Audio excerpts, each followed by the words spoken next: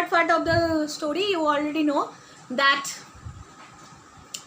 Mr. Munro was troubled by his wife's behavior, and he was having suspicion on his wife because she was hiding something from him, and he was describing that his wife was a widow, and he married his wife after he came back from America, and it was said that her husband and child died of yellow fever in America. So now, when we married, my wife made all her property to me, rather against my will. Well, about 6 weeks ago, she came to me and asked for 100 points. I was a bit staggered at this. So when they got married, what happened? His wife also got lots of money, and every money he had transferred it to Mr. Munro.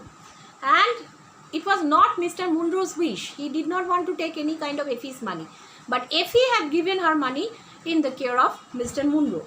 And 6 weeks ago, before, she came to me. She came to whom? She came to Mr. Munro, and she asked for 100 pounds. I was a bit staggered at this. He was a bit staggered, means he became very unsteady at this, because he could not understand that why Effie at that point of time needed money. What on earth for? I asked. Oh, said she in a very playful way. You said that you were only my banker, and bankers never ask questions, you know. So, as a doubt, he wanted to clear his doubt, and he asked Effie that for what she needed money. But Effie said in a very cheerful way that he was the banker of Effie, and bankers never ask questions for money. Okay. So, means he made in a very cheerful, she made it very light, and she said that Mr. Munro was the banker of Effie, and whenever people go to bank and take money out, the bankers never ask questions. So Mr. Munro should not ask any questions. So I gave her a check and thought no more of it. So Mr. Munro also took it in a very casual way. She did not think anything. He gave her the check, and he thought no more of it. Well, I told you that there is a cottage near our house. It had been standing empty these 8 months.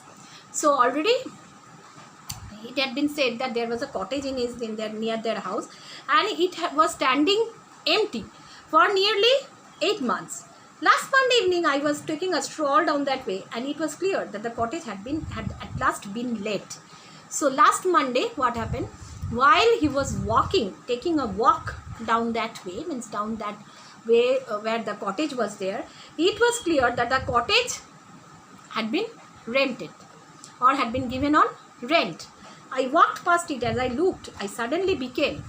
So he walked past the cottage. He was moving out the cottage. At last, what happened? I suddenly became aware that a face was watching me out from the upper window. So what happened? He could understand that suddenly he became very conscious. Why? Because he became very conscious because he could see that a face was watching him from one of the upper windows. He could understand because his sense was there. His sense showed that a face was there watching him from the upper window. That face sent a chill right down my back. I could not make out the features, but it was unnatural and inhuman. I moved quickly forwards. So when he saw the face, he felt very afraid, very frightened. It seemed that a chilling sensation, a very cold sensation ran down through her spine. And he could not make out the features, but it was unnatural and inhuman. Means it was quite unnatural, and it was like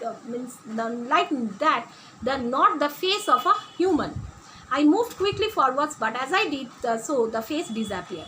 So he moved quickly forwards. As I did, the face disappeared. I stood thinking the business over. He stood there thinking the business over. I could not tell if the face was that of a man or a woman, but the color was of a livid dead yellow. So he could not tell whether it was that of a man or a woman, but he could understand that the face had a very unnatural color. It was of dead yellow color, means bright dead yellow. Means it seemed that the color was sort of not attractive, but it's what the dead yellow means a very pale type of yellow was there, reddish yellow. So disturbed was I that I determined to see the new inmates of the cottage. I approached and knocked at the door, which was opened by a tall man with a harsh face. So I approached and knocked the door. He approached and knocked the door, and then which was opened by a tall woman with a harsh face. Means what happened? He became very disturbed after watching the face of that from the upper window. So he went right. He wanted to go right inside the cottage.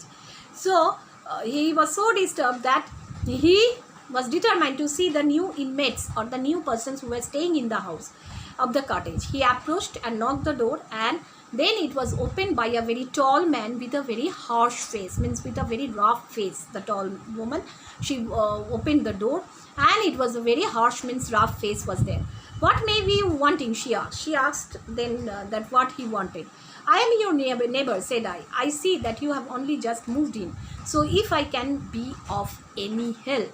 Now I am your neighbor. So Mr. Munro said that he had understood that they were the new tenants of the house and he was his neighbor and he wanted to help them. If he wanted to, means if they wanted any help. What you may be wanting, she asked, and this lady asked something and Mr. Munro replied like that. Hey, we will just ask you when we want it. So the pronunciation was little different from the others, and she said that if she wanted him, she would definitely ask him, and shut the door in my face. So she did not allow Mr. Munro to go inside. She just closed the door right on his face. Annoyed, I turned my back and walked home. He became very angry. He just turned back and he walked back home. All the evening, my mind turned to the apparition at the window and the rudeness of the woman.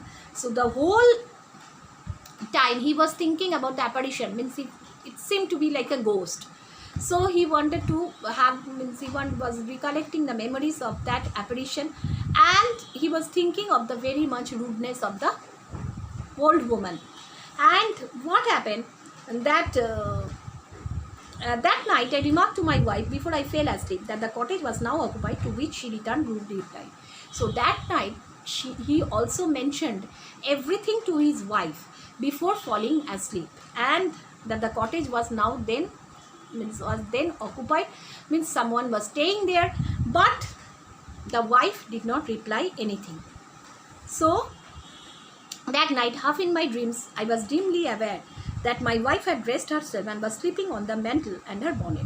So that night, half in his dream, means he became angry, he came back home, he had his dinner, he was going to sleep, he mentioned everything to his wife, but that night, half in his dreams, means it seemed that he was not totally awake. He could understand, he was very much aware that his wife dressed herself and she had wore one hat and she had taken one scarf type of thing and she was going out.